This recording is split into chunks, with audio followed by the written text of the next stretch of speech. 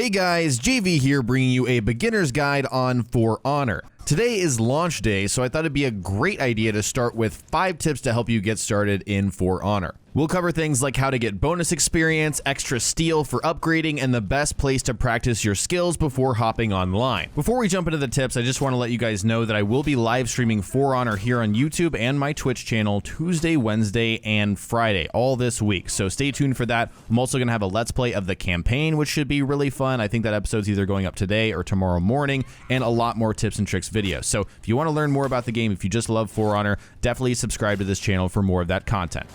When you start the game for the very first time, it'll force you to do the basic tutorial, which teaches you things like blocking, hitting, dodging, some very basic things. And again, the game forces you to do that tutorial at the very beginning. It gives you 2,000 steel, which is a nice chunk at the beginning of the game, but it doesn't direct you to the advanced tutorial. So before you do anything else, after you've collected that first 2,000 steel, you should definitely go to the main menu, click on how to play, and then navigate to the advanced tutorial. Once you complete this, it'll give you an extra 1,500 steel. That brings your total amount at the very beginning of the game to 3,500, which is a nice chunk that you can spend in different areas. And of course, this advanced tutorial is going to teach you additional things that most people aren't going to know, because most people don't know to go ahead and do this advanced tutorial. Some of the most useful things in the advanced tutorial are going to be how to counter a guard break and how to parry. Parrying is something that most players don't know how to do, again, because it is in this advanced tutorial, but it's a little difficult. And so once you get through this advanced tutorial, which again takes like 2 minutes, you'll get that extra steel. You'll learn a little bit more about how to play the game. It's just super helpful. Definitely something you should do before you do anything else. After you're done with the tutorials, the next thing I advise you do before you do anything else is champion status. Before you hop into any multiplayer, do this first. So what is champion status? Essentially, you're putting down some steel that you've earned by playing the game or by some other means, and you get these 6 things. More salvage from dismantling items you don't need, a 25% XP boost for just yourself, you get some champion emblems which don't matter as much, you get more end match loot. After every match you get a higher chance of getting more of that, you get an exclusive icon which doesn't matter as much, and then finally you get 10% XP boost for other people in your party. So beyond the cosmetics, you're getting more experience, more steel, more items, and a bonus for playing with friends. If you play with friends a lot, I highly encourage you to also encourage your friends to get it, because that bonus will just stack on top of itself. And so essentially what you're doing is paying a little bit forward to get more out of the game, and whether or not you got the deluxe, gold, or collector's editions of this game, which give you bonuses, like I have a ridiculous 39 days of champion status because I got the gold version of the game. That's crazy, right? But even if you didn't shell out and get those advanced versions of the game, I still advise you guys to spend 2,000 steel at the very beginning of the game to get 3 days of champion status. This is just my philosophy, but any multiplayer game that I plan to play a lot of that has a little booster that only costs a little bit of in-game currency that I can get very easily already, so keep that in mind as well, I'm absolutely going to do it. And on the same note, this pays for itself. If you've got 3 days of champion status and you play a bunch on a weekend, for example, then it's going to pay for itself. You're going to get that, steel back. And so this pays for itself. It's so useful. You're going to get all these boosts that really matter across the board. You're going to level up a lot faster than you would normally. This is just really good, especially if you play with friends and get that stacked bonus. So once again, grab this as quickly as possible, reap the benefits of it as quickly as possible. You'll get even more rewards, and encourage your friends to do it as well, especially if you play a lot with them online. My next tip has to do with opening packs, and this game has a system like a lot of multiplayer online games that have items and such these days, where you can spend your steel, which is the in-game currency, to open packs and get new items for your character. Of course, you can just play matches and get the end-game loot, but sometimes the loot doesn't show up. You only have a random chance, and with these packs, you have a guaranteed chance of getting some really good items. And so at specific intervals, it really makes sense. Personally, I think you should wait a little bit to start opening packs, because whatever you get is determined by what you have equipped. So it's a good idea to start playing some matches, get, at least one item in each category of where you can fit an item on your character, and then start opening some packs. But that's not the main tip I want to share with you guys. First off, I just want to show you how to open packs, because it is a little confusing and there's a reason behind it. So first off, you need to navigate to your hero. You can do that through the Customize tab in the main menu, or click the Select button. I don't really know what it is on each platform, but on Xbox, it's the 2 squares Gears button. So navigate to your heroes, pick the hero that you want to get new stuff for, and then navigate to Scavenge Gear, and then that's where you'll find your packs. Now here's the important part. This is not explicitly explained in my opinion.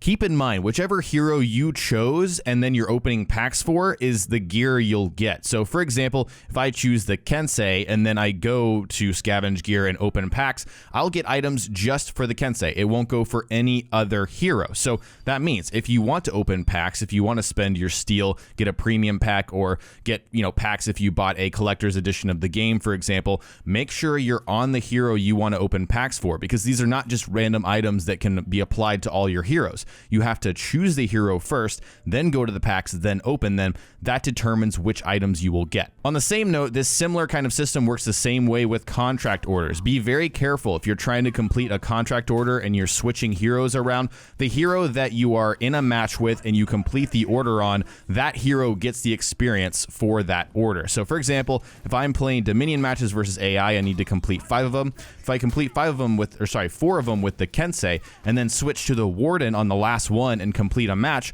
all of the experience for that order will go to the Warden. So you need to be careful when you're completing contracts, because all of the experience will go to the hero that you complete the contract order on for that match. Speaking of which, let's talk about these contract orders. And this is just something that might be common sense for some people, but I do feel it needs to be pointed out in a beginner's guide video. So what you need to do with orders is focus on hitting simultaneous orders that you can complete at the same time to maximize your efficiency. So, for example, today we've got complete 5 Dominion PvP matches with a friend, and also get 10 honorable kills in Dominion PvP matches.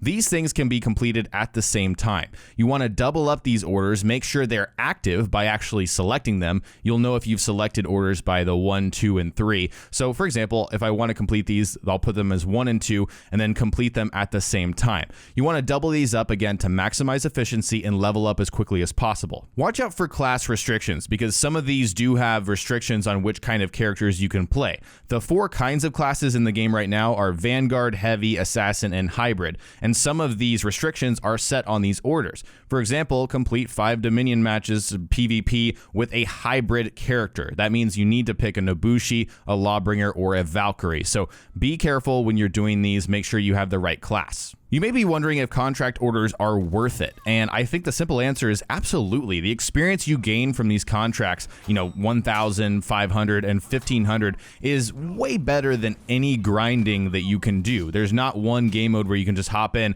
just grind it out and get a ton of XP. The best XP and the best, most efficient way to level up is to focus on these contracts and complete every single one in a single day. Focus on them to level up quickly and get whatever hero you're on higher level as quickly as possible. Another note before we move on, you can actually lock some of the contracts in before you move on to the next set, and you'll be able to complete all of them in one day. The reason I know this is just because of this morning. I hopped on For Honor and I had some contracts from yesterday that I didn't complete in time. Well, they're still there in addition to all of the new contracts. So you can actually strategically do this if you don't have a lot of time to play in one day. You can save some contracts for the following day and then maybe double up even more and level up a ton in that single day. So keep that in mind.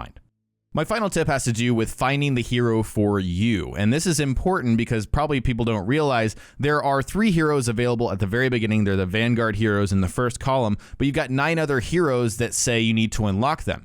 Actually, you can play all of these heroes, you just can't progress with them unless you unlock them. So when you're choosing a hero, play around with some of these other heroes, find one you're comfortable with. You can just hop into any match. You won't gain progression with that hero, so you may want to just hop in a custom match and set up a game for yourself to check out their moveset, practice, give it a little bit of time. But if you don't like the hero that you're playing with and you haven't unlocked it yet, you don't have to spend that 500 steel. However, if you do, you definitely want to go ahead and unlock them because you won't be able to progress otherwise. So my advice to you is to choose one hero, check it out, practice with it a little bit, even though you haven't unlocked it. If you don't like that hero, switch to another that you do like, give it a little bit of time, and then choose one hero to stick with. You want to progress further with one hero because once you get through the first prestige, which is level 1 to 20, you'll unlock all of the abilities, all of the feats for that one hero. But it's important to be patient. There is a learning curve on each hero in this game. You're not going to immediately learn how to play the Raider, for example,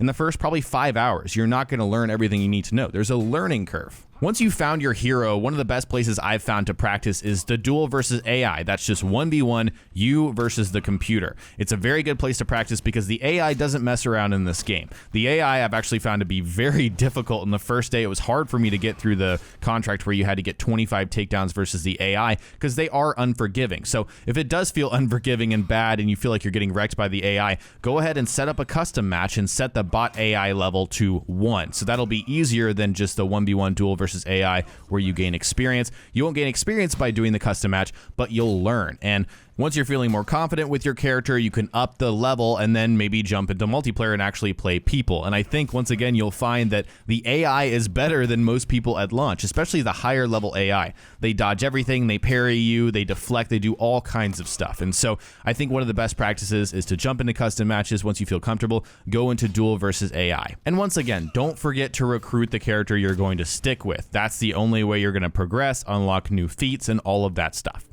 Alright guys, that was my beginner's tips, 5 little things to help you get started in the game. I hope this was helpful for you to kind of get you where you need to be, the best level as possible, so you can level up as quickly as possible and get better at the game. A little reminder, I will be streaming the game Tuesday, Wednesday, and Friday this week. So much For Honor. So if you want to learn a little more about the game or just come and hang out with me, be sure and come by. I'll also be uploading my Let's Play of the game and more tips and tricks videos. So if you enjoyed this video, remember to hit that like button and also subscribe if you haven't already for more For Honor and future content coming very soon. Talk to you guys next time.